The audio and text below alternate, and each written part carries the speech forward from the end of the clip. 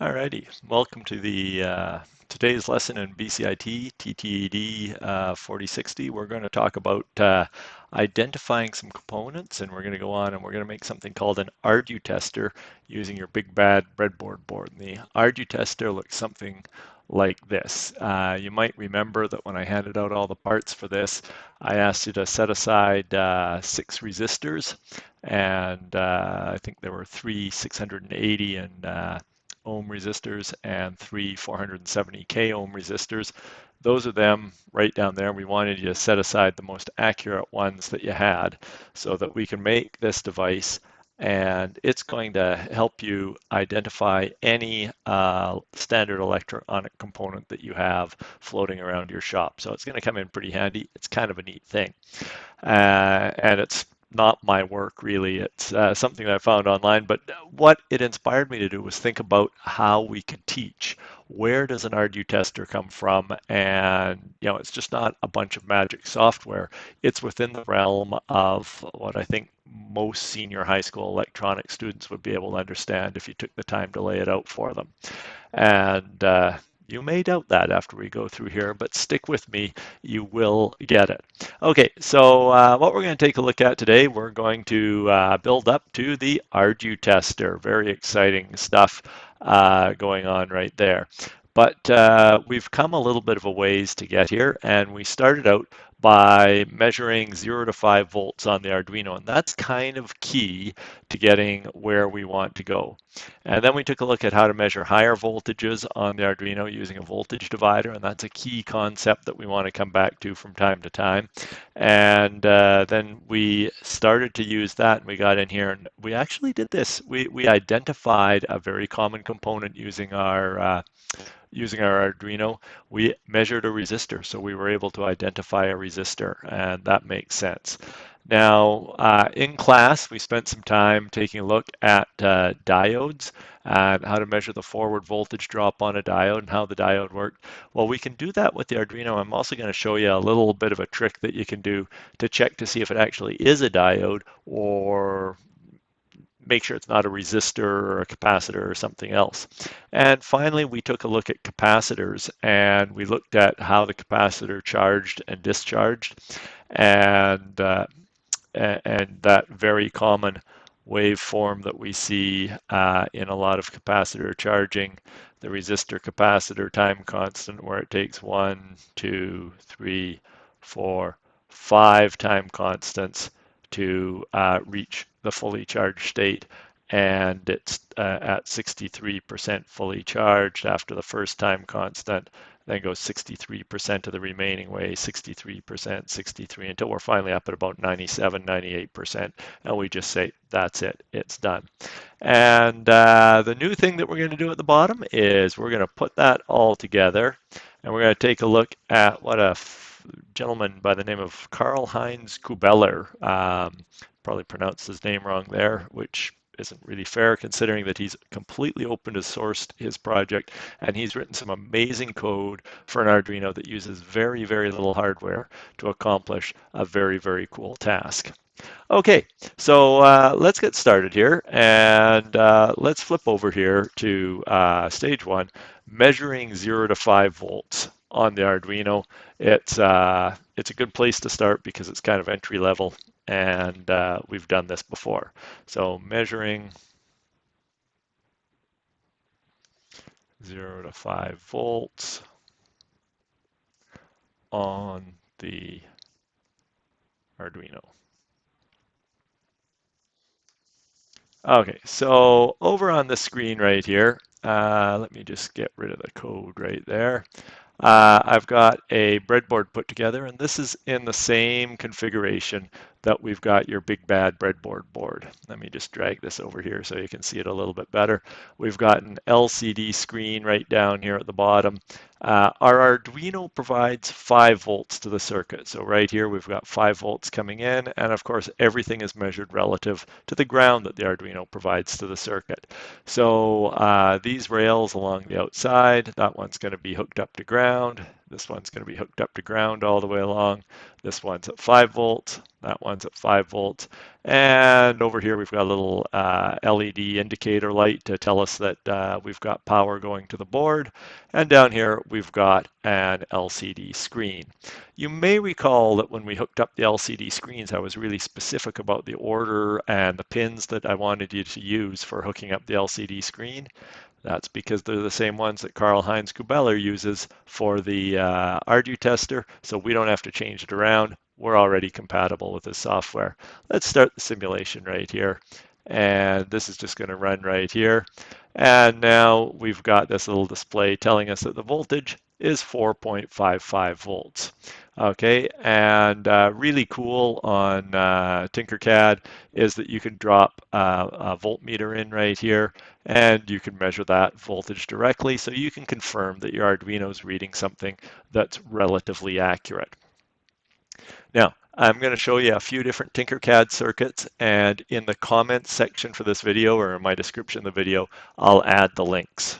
So anybody who's watching the video and says, hey, how'd you do that? You can come and you can take a look, and you can take a look at the code right there.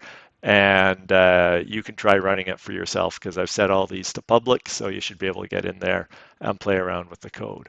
Now, while it's running, you can come on here, and we've got two different resistors right here. So this is forming a voltage divider, and if I'm at 5 volts right here and ground right here, then obviously the voltage in the middle is some voltage in between set by the ratio of the resistors. So if I take that resistor right there and make it a higher resistance, let's bring that up to 1000 ohms. Okay, you can see that the voltage has dropped off right here, and it's dropped down to 2.5 volts because this resistor down at the bottom is, where am I here? Just a minute. I've got 1000 ohms. Oh yeah, and 1k ohm right there. So I've got 1000 ohms on either side. With each resistor being the same value, then they're splitting the voltage load 50-50. If I increase this one right here to 2k ohms, then we see the voltage go back up because the voltage in right here is based on the ratio of those two resistors. So looking at that for calculations, what we've got is we've got our plus 5 volt right here. We've got our top resistor right there. We've got our bottom resistor right there, and we've got ground right here. And we're doing all of our measuring at this middle point right here that we'll often call V out, because this is the output voltage from our voltage divider. And we'll call this R1 right here, and this is R2 right in there. And we can even genericize that and say that that's going to be just V up here because the formula works out the same pretty much either way. But let's take a look here, and in R1 right now, we've got a 1k ohm resistor, and in R2, we've got a 2k ohm resistor. And let's see if we can do the math to figure out how this is all going to work out. So between the two of them, because we're in series, we can add them up and say that our total equals 3000 ohms. Okay, now if we've got 3000 ohms running through the entire circuit and 5 volts pushing it, so we've got V equals IR, so 5 volts equals an unknown current times 3000 ohms of resistance. So we can do a little bit of algebra right here, and we can say that 5 volts over 3000 ohms equals our current. And if I grab my calculator out over here, classic late 1980s Hewlett-Packard, it technically is programmable, and it works in reverse Polish notation, which if you didn't study engineering, you're probably completely unaware of, but that comes out to 0.0017 amps, rounds it off, or as we're more likely to refer to that, 17 milliamps. Remember that you go 1, 2, 3, 1.7 milliamps. One, two, three decimal places over. Pay attention to that when you're shifting it around. And if we know we've got 1.7 milliamps riding right through there, then what we can do is we can take a look right here and we can say, well, R1 equals 1,000 ohms.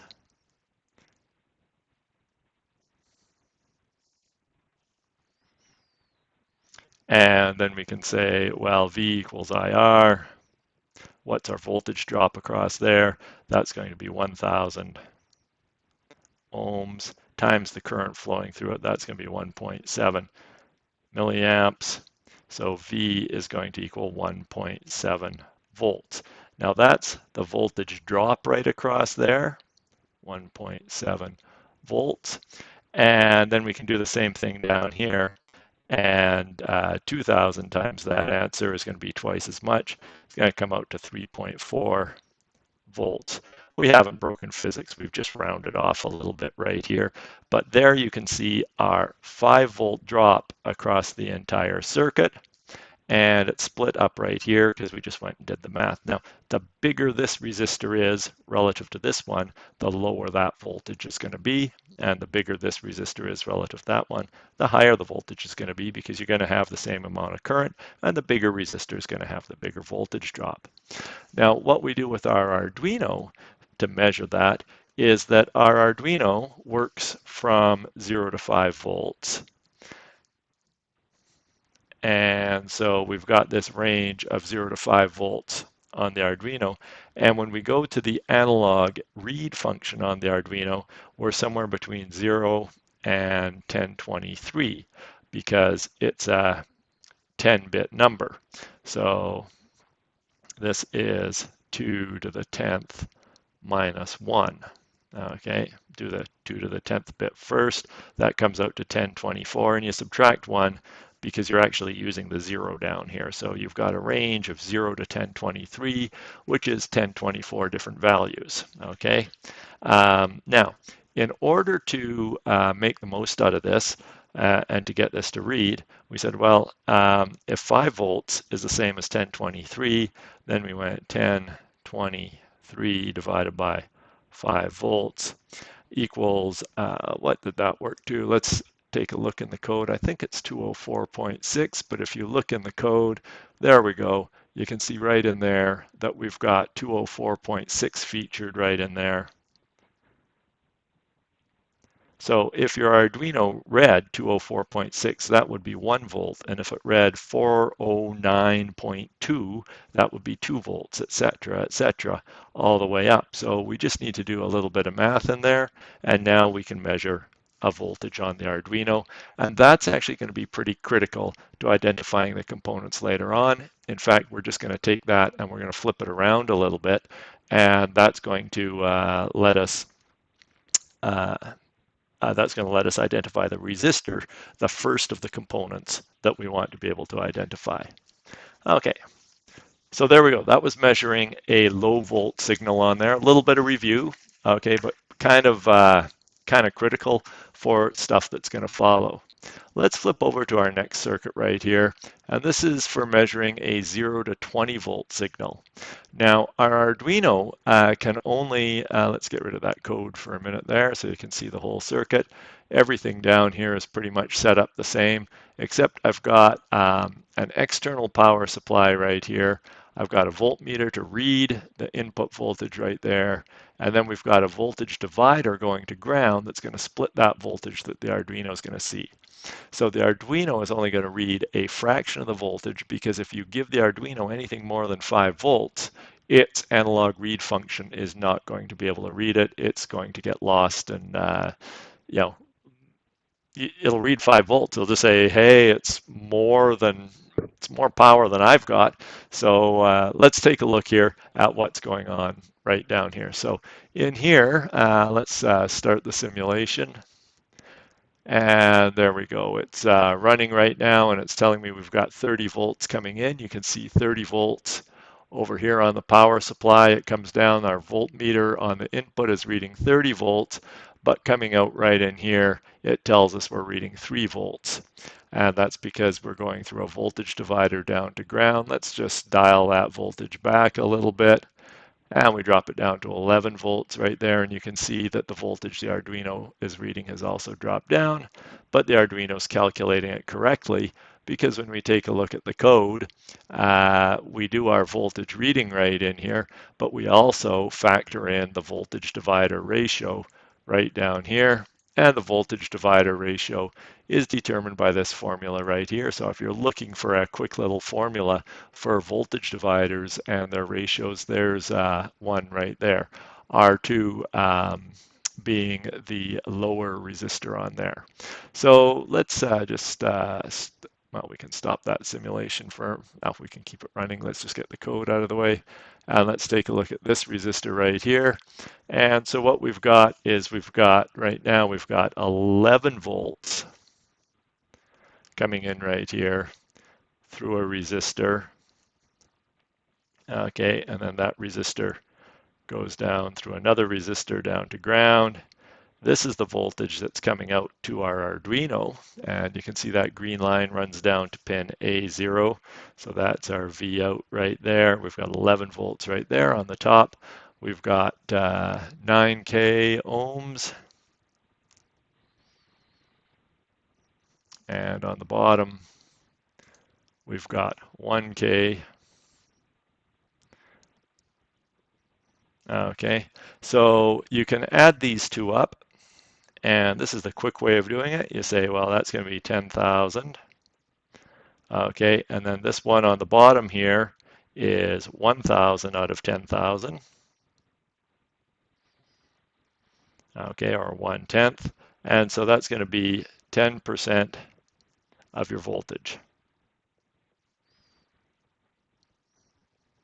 which is what we see, 1.1 coming out right here, because this is 1/10 of the overall voltage drop. So this is going to be 10%. This is going to be 90% right up here, because of course over top you've got that whole 100%. So exact same math as in the previous one, except now we're using the voltage divider to split a high voltage coming into the Arduino. And make sure that you're comfortable and fluent with the idea of these voltage dividers. We're going to be using them to control the voltage output that we get in our power supply on the variable voltage output, and we're also going to be using them to control the amount of amplification we get when we take a look at op amps and we start getting into our audio circuits. So being able to do simple voltage divider calculations is pretty important. And not only that, it is like series Ohm's law, R1, R2. It's just about the simplest electronic circuit that you've got. And so you should have that figured out.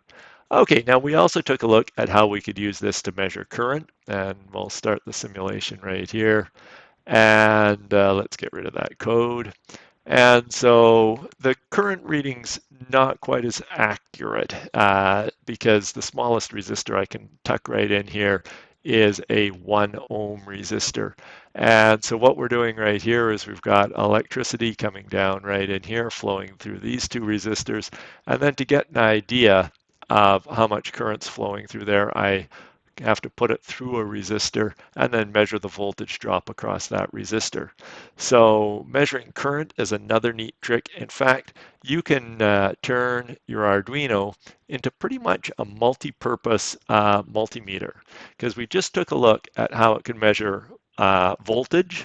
It can measure different ranges of voltage. We can use different values of resistors in here to measure different values of resistance. And now we're going to take a look at how we can use it to measure current. We can use different resistors in there to measure different amounts of current. We're going on to take a look at resistance next, and that's the first component that we're going to identify. So let's take a look in here. We're going to come in here, and here we go, measuring a low value resistor. This actually works with some pretty high value resistors too. And if you look at it, it's still that same bloomin' design, except we've changed our code. So instead of doing the math to tell us what the voltage is right here, it says, well, I know what this resistor is, because that is critical. In order for this to work, you have to have one known resistor. And that's why in your big bad breadboard box cases, I made sure that you had at least one 1% precision resistor, because you do need an accurate resistor in order to make this one work, because everything that you compare up here to that resistor down there is going to be done in relation to that. So let's just take a look on here at what's going on with this. And so what we've got right here, again, it's just R1 plus R2. We've got 5 volts up at the top. And this is our unknown resistor, R1 equals something or the other. Down here, we've got R2, which we know really accurately. In this setup, it is 1,000 ohms, right up there, 1K ohm. Okay, and then coming out the middle, there's our V out. And the Arduino reads that V out. So the Arduino keeps track of that, and it says, okay, well, if I know what V out is, let's just stop this for a second. Let's bring that code in right here. Okay, so we say we read our voltage. So just basically do an analog read and then divide by 204.6, exactly the same way we did on our voltage measurements. Okay, but now we come in here, and up at the beginning of the program, I've defined what R2 is going to be. So if you ever change R2 in your setup, you need to change it in the code. In TikerCAD, everything's perfect. In the real world, your chances of getting an exactly 1,000 ohm resistor are pretty slim. You're going to get something plus or minus 1%. That's if you spend extra, you can get the 1%. Plus or minus 1% is going to be plus or minus 10 on there. You're going to be somewhere between 990 and 1010. Probably pretty close, but you'll be a couple ohms high or a couple ohms low. So it's a good idea to measure it with an accurate device and then put that into that value, and then you'll have really accurate readings as well. So that's a calibration step that's pretty important to get perfect readings. For us, it's close enough. Here's our formula right here. And where does that formula come from? Okay, well, that's what we see right down here that we're taking a look at. Our 5 comes from the 5 volts. Our R2 right down here is our known, 1,000 ohm resistor. And so what we need to do is we need to figure out what voltage is coming out here. We figure that out. And when we know that, okay, then we can punch it through a formula. And so we've got 5 times R2, okay, divided by voltage, the V out. That's what we read right there. Okay, and we put all that in brackets. I like lots of brackets around here. Minus R2. So that is going to be where R1 comes from. Now, how do we end up developing that? Well, we know that the total voltage drop across here is going to depend on the current. And so if I can calculate my voltage drop across R1, I know what the current is. So I can, across R2. So I can say I2 equals V out divided by 1,000 ohms. Okay, and so that's my R2 right there. And so when I know what that is, then my total current flowing through the system has to be I2. So I'll know what my voltage drop is going to be across R1 because 5 volts minus V out. Okay, so right here, this is going to be 5 minus V out. And this one's going to be V out. It's going to be right there. That's going to be that voltage drop there. 5 minus V out will be our voltage drop right up there. And so we know what the current's going to be flowing through right here. So we just need to multiply until we get the total resistance for the circuit, and then we subtract R2. So fairly simple. You can punch that into your code, and one line of code turns your voltmeter into uh, into an ohm meter. And now we can measure a resistor, and you can drop any resistor into a circuit, and that works out really cool. So Arduino, voltmeter, ammeter, ohm meter, but it can do more. Feel like we're on TV yet? But wait, there's more. So we can also use this to measure a diode's voltage drop. And this is a function that you'll see on a lot of voltmeters for diode testing. Actually, let me see, I've got one sitting right down here. It's stuck in my desk drawer. The test probe is testing something in my desk drawer right here. And you'll see on a lot of, where are we right here? Oh, see, I don't want to mess with that focus. Maybe I'll hold it up. No, that's going to mess up with that focus. Let me just see if I can focus in here.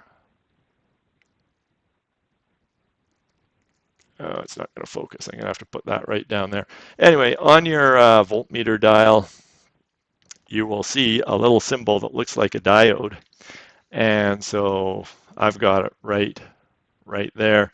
If I turn my dial to right there, it's going like that. I've got the little diode symbol on right there. And if I take a diode and test a diode right on there, where's a diode?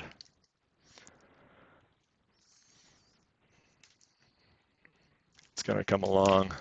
And right now it's telling me it's overloaded because I'm not touching anything. It's going to go right on there and make sure I get on there nicely.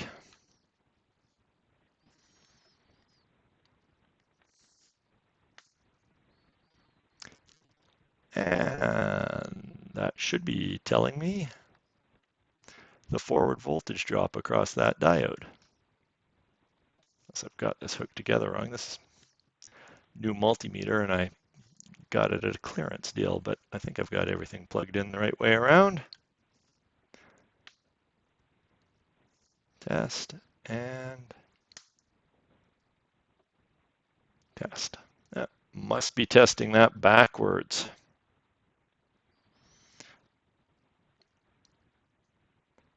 There we go. That diode's telling me that I've got a 0.46 volt drop. And of course, it didn't give me a reading when I had the positive lead hooked up to the cathode on there. So I just needed to switch the pins around right there. And you can test your diodes right here and see what their forward voltage drop is. And we did something like that in the lab using our multimeters. And we realized that LEDs tend to have higher forward voltage drops than the standard rectifier diodes that we're using. And that makes sense because the LEDs need that energy to flash off some photons. Now, we also took a look at the color of LEDs and that a blue LED or a white LED was going to require more voltage than a red LED or a green LED. Now, TikerCAD doesn't show us that in when it runs. As of October 2020, when we're looking at this right now, TikerCAD gives you the same value for any diode. But anyways, we've got a circuit set up here for measuring a diode's forward voltage drop. Now, one of the things about the diode is, of course, that it should only conduct in one direction. So if we drag this down and plop it right in here, okay, and we start our simulation, it's going to run right on here. And you'll see it's got a little sign right here saying the anode. Did I write that code right? That should be the cathode on that side. The electricity sign is right. The electricity is flowing this way through it, but I think I may need to go back and change my C and my A around because your cathode, of course, is the negative side of the diode. So you can fix that up in the code. Let's stop this. Let's haul that one out of there. And here I've got a diode rotated around the other way. Make sure I entered it right going in there and start the simulation there. That one looks right. You can see that the diode shows the direction it's flowing.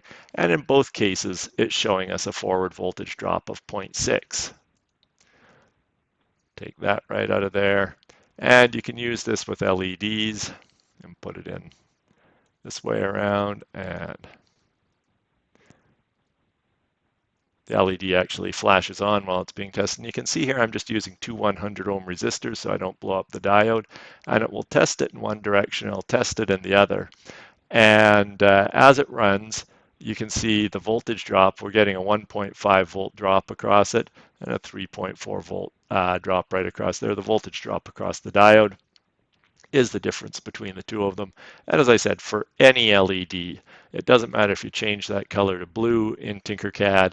As of October 2020, they don't model the different forward voltage drops. So if they don't model it in their system, we can't simulate it in our results. But I can assure you that if you use this code and hook it up on your on your own Arduino, that the real devices do have different voltage drops across there. So just a few things to keep in mind about that. Let's come down here. I should change that.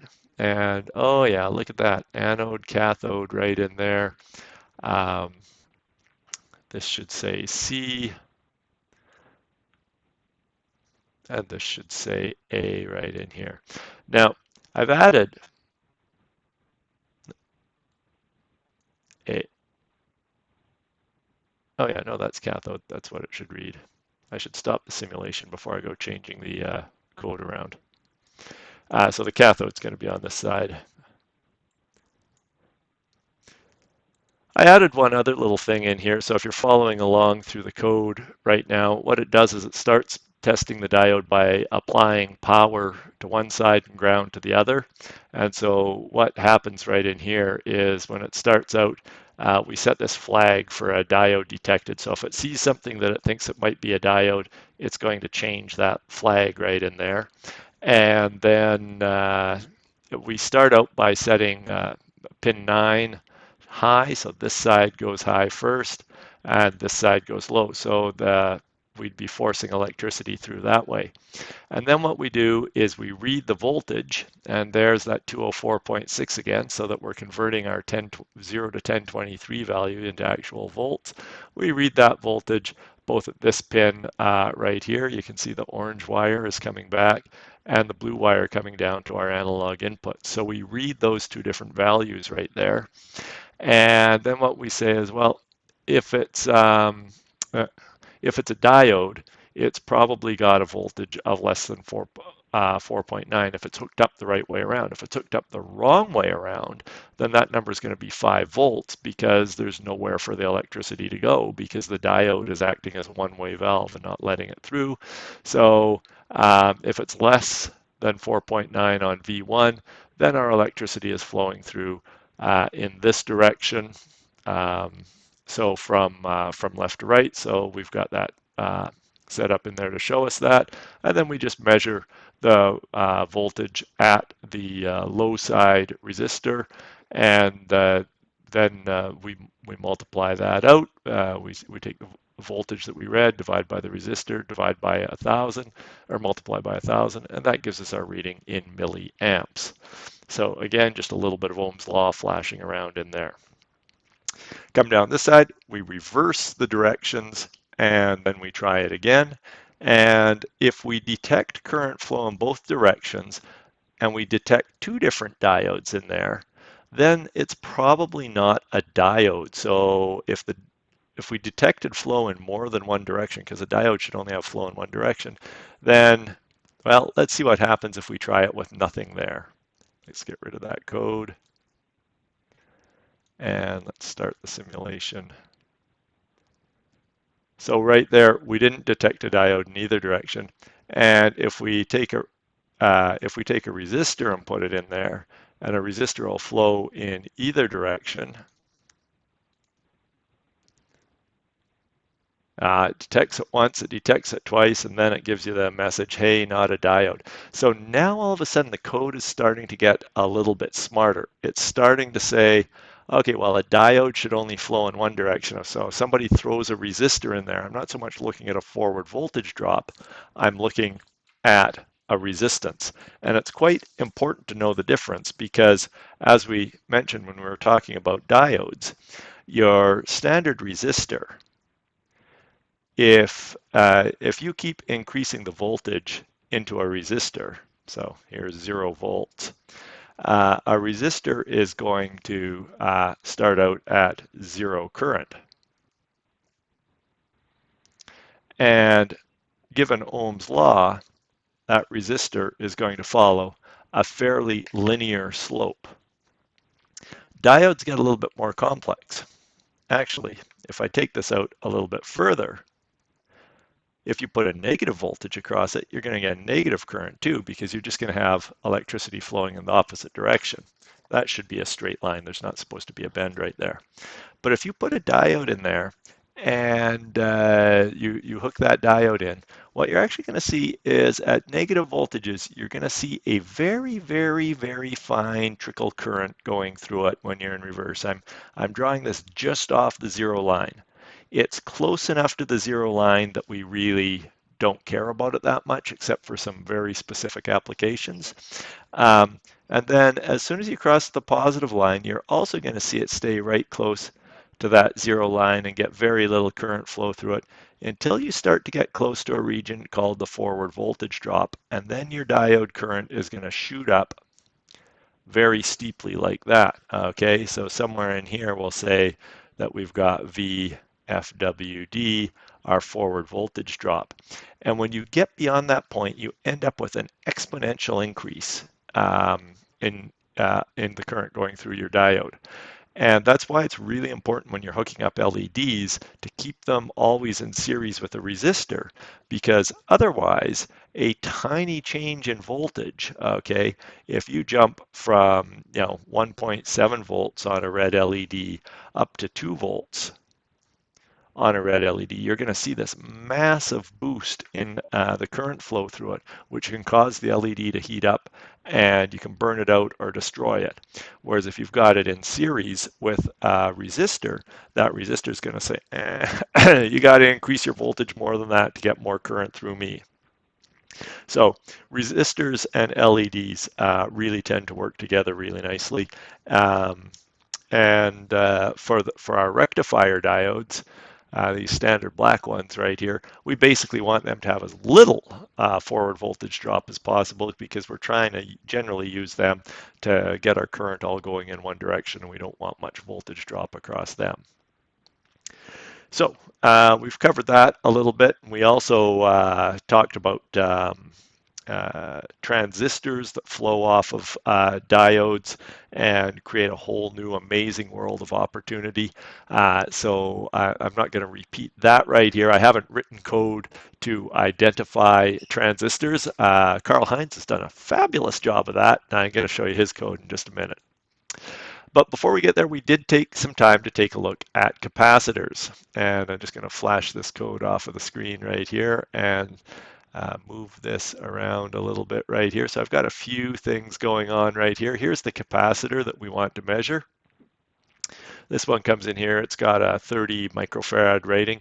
And like a lot of electrical devices, it's got a secondary rating too, a maximum voltage that we can put through it before we blast through the electrolyte layer, the dielectric layer in the middle, and destroy the capacitor in a big puff of smoke.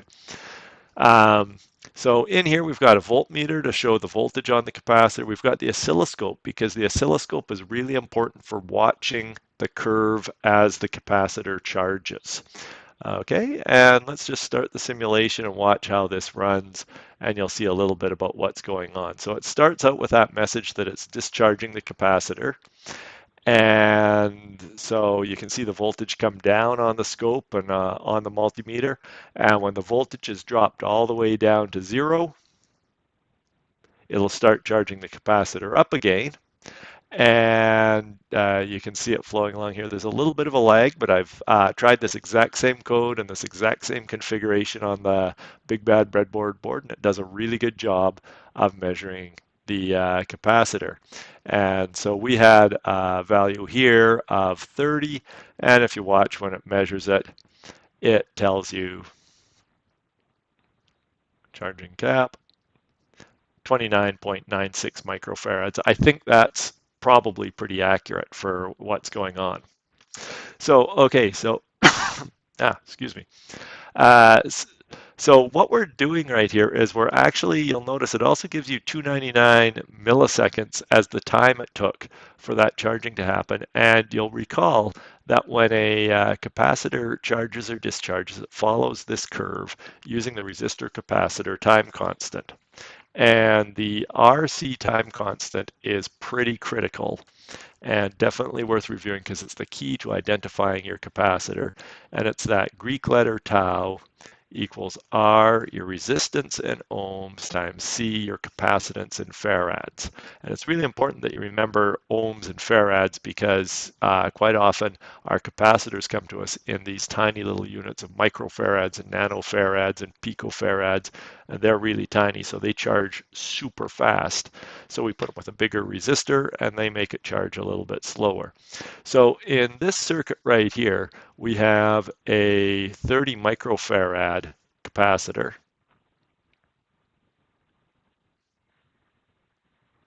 Okay. And the resistor that we're using to charge it right here is a 10K ohm resistor. Okay.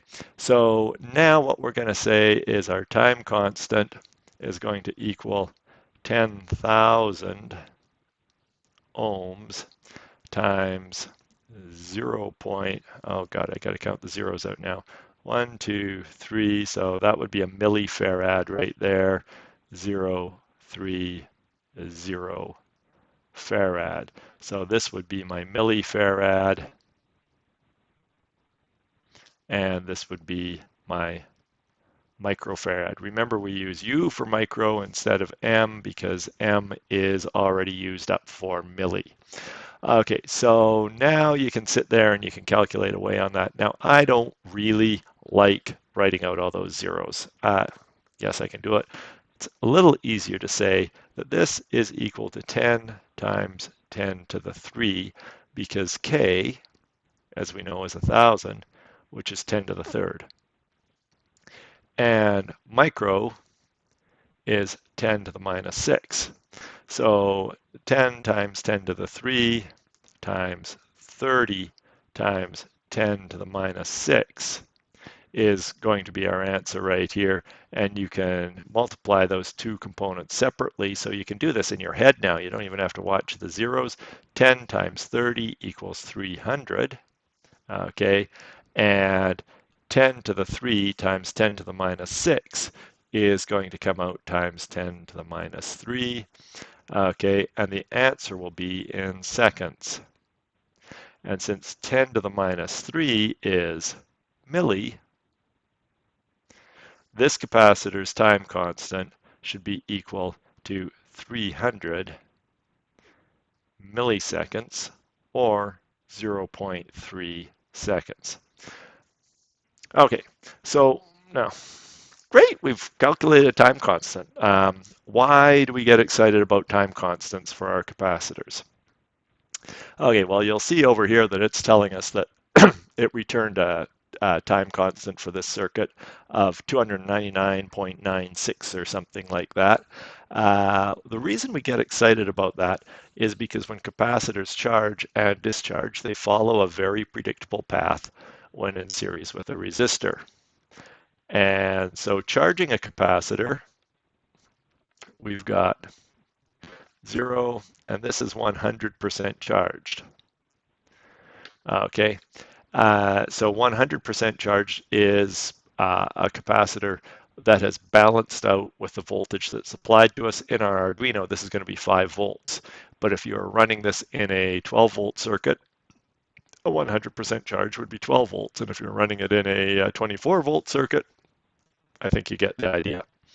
Now, we're not going to delve into the base math that makes this all work. The calculus is interesting and fun and beyond the scope of this course.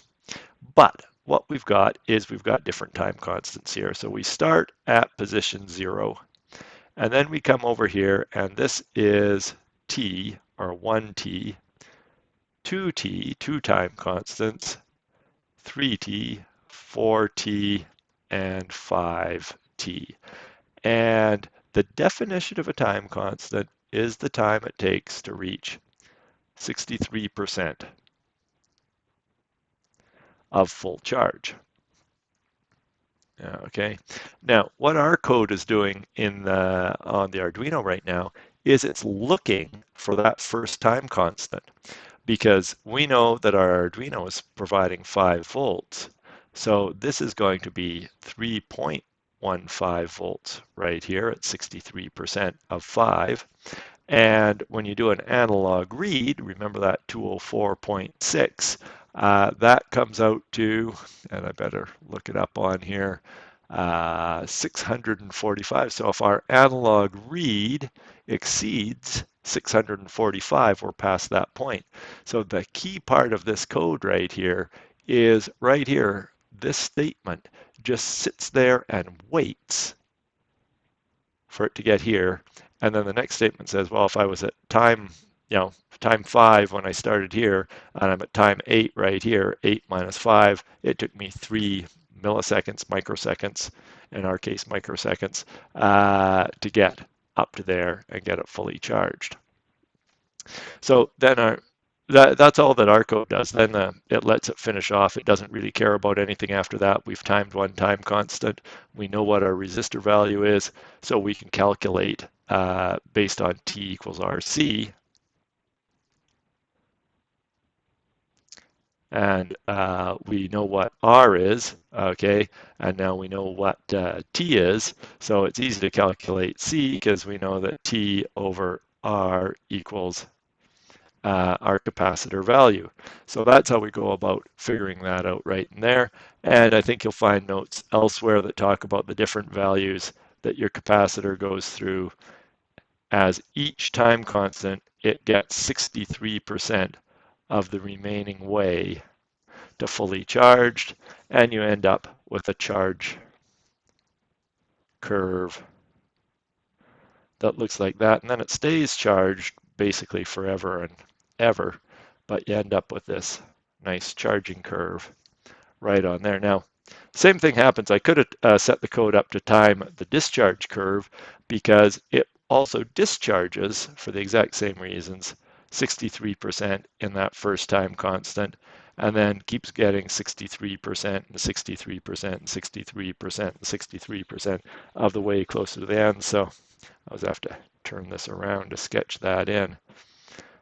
So if you're looking at the discharge curve for a capacitor, it's going to come down something like that.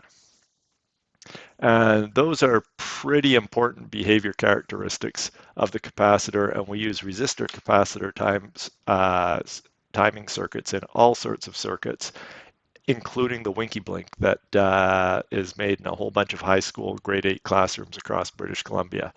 So this is taking that concept to a little bit higher level. You can see over on the oscilloscope on TikerCAD, there's your nice smooth discharge curve. And in just a moment here, there's your nice smooth charging curve. You can probably come in the circuit right here and change that. Or what you can do is you can come in here and you can change the value of that capacitor. Let's set that down to 5 microfarads. And you should see that the time constant gets a lot quicker in there. I need to stop the simulation to make, I think I need to stop the simulation to make that happen. Let's start that up again. There we go. So our time constant drops down to 50 milliseconds, and the capacitor value calculates perfectly at 5.00. And there you can see that nice charge and discharge really clearly on your screen as it charges and discharges according to the rules of capacitors. So we've gone through here and we've taken a look at how we can use an Arduino to do a whole bunch of different things. And a few years ago, this was occurring to a fella named Karl-Heinz Kübbeler. I'm sorry, Carl, I probably mispronounced your name completely. And after you went to all the work to translate things into English, and yes, it is translated into English right here. So you can take a look at the work that he put together. And so he was looking at how can I make a device that allows me to identify any component, because just a standard microcontroller can do all of these cool and different things. And anyway, he went ahead and he designed this, and he must have spent hundreds of hours developing the code, because we're going to take a look at the code in just a minute, and we'll talk about how it goes together. And I don't think he's probably made a penny off of it, even though you can buy these devices commercially. He released everything open source so that anybody who wants to get their hands on one, you can just go out and buy one. They're available online. I've provided a link here to Lee's. They're out of stock, but you can take any component, put it into this little quick release right here, touch it across these pads, you push the button, and the display flashes up a display telling you what's going on. And it's a relatively inexpensive thing to have on hand. It comes in quite handy for a lot of things, but really you don't need that. You need an Arduino and 6 resistors and a breadboard, because after Karl-Heinz Kübbeler came out and set this all up, this fellow right here came along and he translated it from the source code that was designed for any generic Atmega processor. He said, well, Arduino's an Atmega processor. Why can't I make this work on an Atmega? And he got it to work. And so on the projects form at the Arduino website, you can see all you need is an Arduino, just one of them, standard 16 by 2 LCD screen. The screens don't get quite as fancy on this one as they do on Karl-Heinz's work. Push button switch, breadboard, doesn't even have to be a full breadboard, some jumper wires, a few resistors, and here he specified the 470 k ohm resistor at 1% and the 680 ohm resistors at 1%. I didn't have the 1 ohm or the 1% versions of those resistors, so I asked you to take 6 and measure the closest 3, and these are the ones that you're going to use in this circuit. That's why we've got those ones set aside. Okay. So he's come through and he's rewritten a lot of this code, and he talks about it quite a bit in here. And this is how you end up testing your transistor. You've got 3 holes, your transistor or your diode, you've got 3 holes, and you just plug the 2 or 3 legs into any of those 2 or 3 holes on your device, and you push the test button and you're good to go. So let's take a look down here. Now to get the code on this website, let's scroll down a little bit. So you'll scroll down on the website and there's the project hub. The code is all listed out right in here. Now he's got it designed so that you can open the code directly into the Arduino web editor. There is an online editor for the Arduino that somehow manages to write to your device as well. I haven't quite figured out how they do that, but it's pretty impressive. And what I'm going to get you to do instead is just to click on the download sketch button right here. And then your file will export down here, and you can save that file into Windows Explorer. It'll come down right here, and it'll come down as a zip file. And the reason it comes down as a zip file, and let me drag this over onto the screen right here, is because of the complexity of the code. In fact, if you open up that zip file, make sure you put it into a folder, because there's all of these files included in that code. Normally, when we write code for the Arduino, our programs are relatively simple, so we just have one file because everything goes into that one file. But when you're writing a more complex program like this, what you'll do is you'll write routines and libraries and resources, and then your main code will refer back to each one of those. And that's really good if you're working with multiple people, so you can share the project out against multiple people and say, okay, you write the get frequency routine, you write the get resistance routine, and then I'll write the main routine that links all of that together, and we'll work together and we'll get this project done faster than we would ever have a chance to doing it all on our own. So you can download that code and then put it into a folder. And when you open it up in your Arduino, what you're going to see is that the code's going to come in and it's going to look something like this.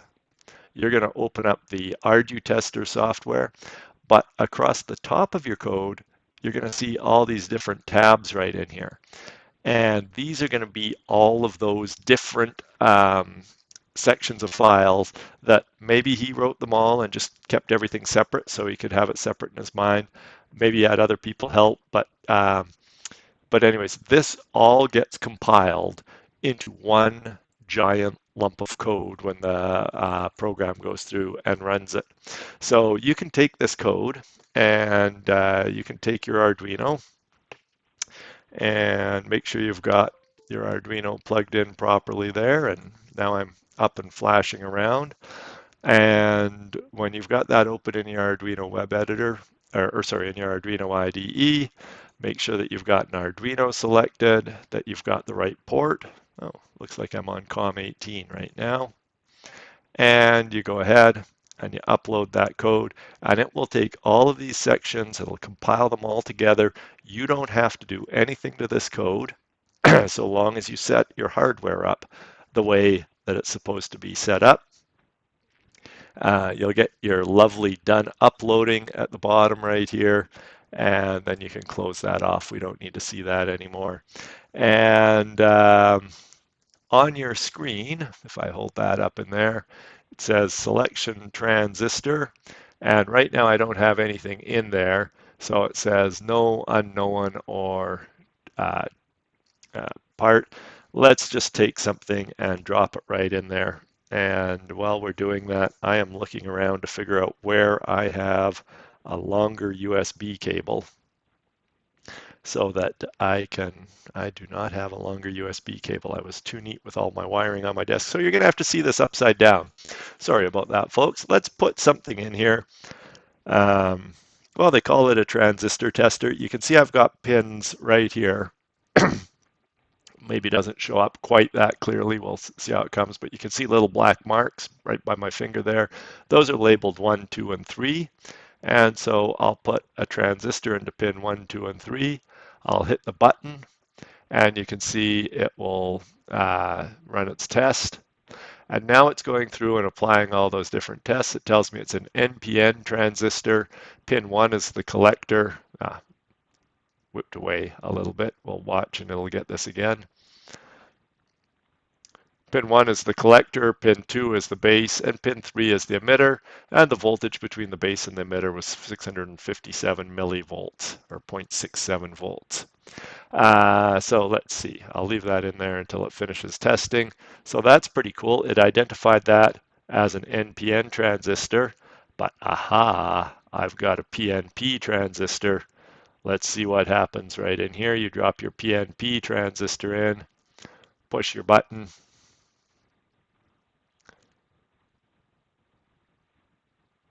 Give it a second here. And PNP transistor, pin 1 is the collector, 2 is the base, 3 is the emitter, and 628 millivolt drop from base to emitter. So it correctly identified my NPN and my PNP. Now for a diode, let's drop an LED in there. Doesn't matter which 2 pins you drop it into. Push your button, and away it goes. You can see the diode. Should hold it down over here a little bit more. You could actually see the diode flash when it goes to take that reading. We'll do that again. There's a couple of flashes, and it tells you the direction of the diode and its forward voltage drop. It also has a few other little things that it calculates on there. Like I say, a lot of electrical components have multiple features. You can take a fairly low value capacitor. Now, this particular capacitor, let's see if I hold it up over here maybe. Oh, gosh, you can't see the 104 on the front of it. Anyways, it says 104, and you should be able to calculate, if not instantly in your head, at least fairly quickly on a sheet of paper, that 104 means 1 0 followed by 4 zeros, so 100,000 picofarads, which should come out as 100 nanofarads. This one says 104.6. It's also reminding me that it's not calibrated. If you follow the, if you read the comment section at the Arduino website where the program is listed, you'll see that this is not something to be worried about. It's not built into the menu system yet, and the guy who's developing this software is still working on it to make it a little bit better. And of course, it's an open source project, so if you'd like to help and make that better, you're welcome to. So it also tells you which pins we're plugged into right there. So we've got capacitors identified. We've got, let's try a different value capacitor in here, plug it into a couple of different pins. This is an 10 microfarad electrolytic and 10.5 microfarad. There we go. It's working pretty good. You can even take a resistor in there, and if you want to check your resistor color code abilities, did you read that resistor correctly? Let's drop a resistor into those holes. Right down here, the holes are 1, 2, and 3, and it goes through and it reads that, does its testing. And there we go, 999 something. Actually, that's really close to 10,000. That was a very impressively accurate plus or minus 5% resistor. So, a couple of things to note on here. There's a lot of wires running to your Arduino when you hook this up.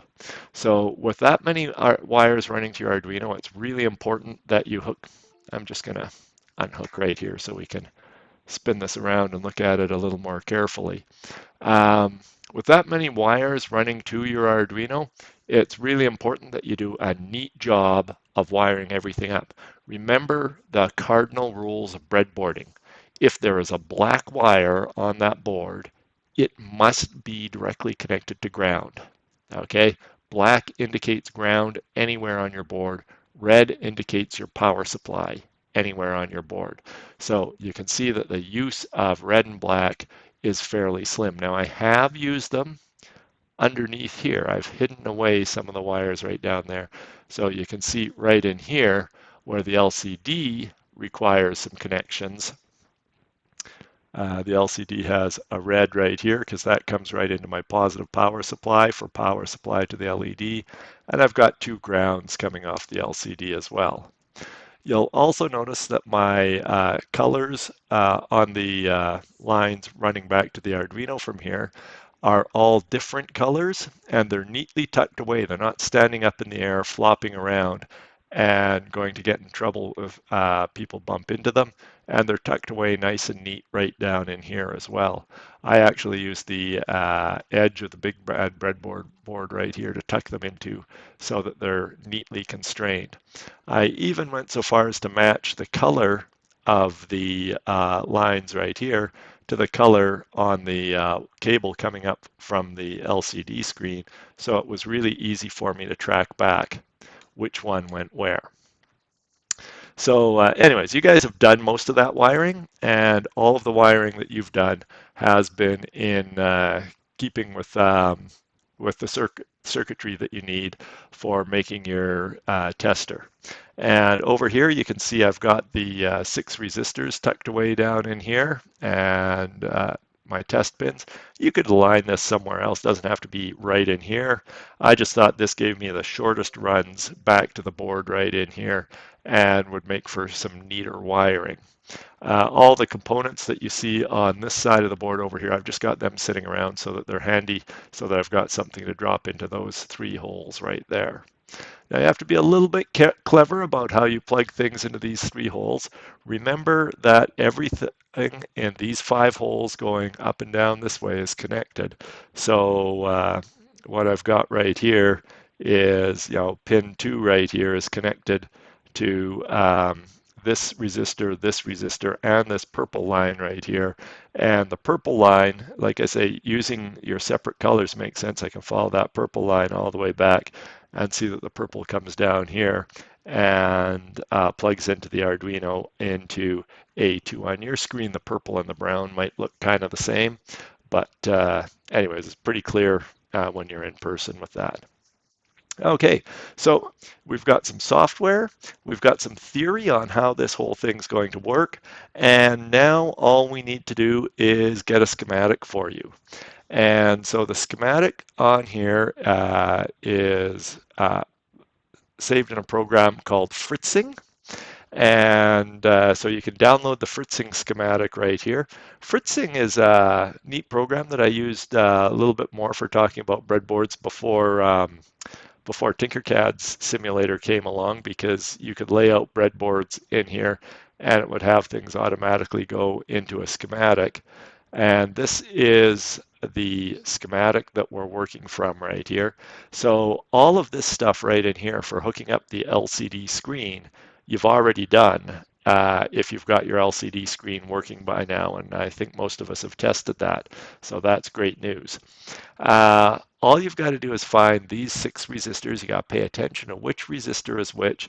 And then if you download Fritzing and download the schematic into there, then you're going to be able to highlight this, and you're going to be able to highlight the line and follow it all the way through. And that's going to make it easy to see which pin each of the different resistors goes to.